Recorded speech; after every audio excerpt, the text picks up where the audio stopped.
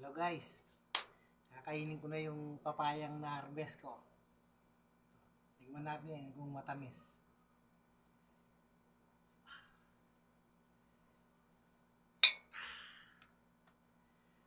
Wow! Guys, oh. Para siyang mangga. Oh.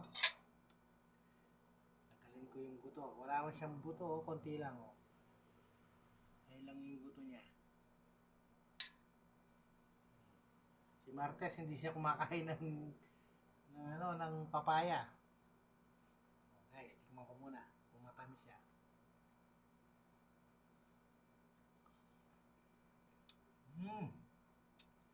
Ang tamis niya.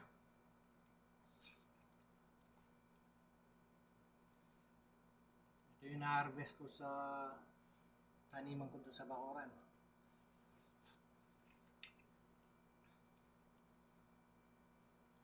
Tamis siya guys, wala siyang masyadong buto.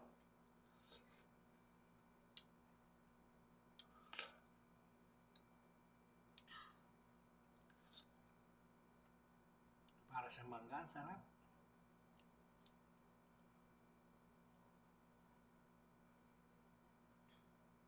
Kain po tayo guys.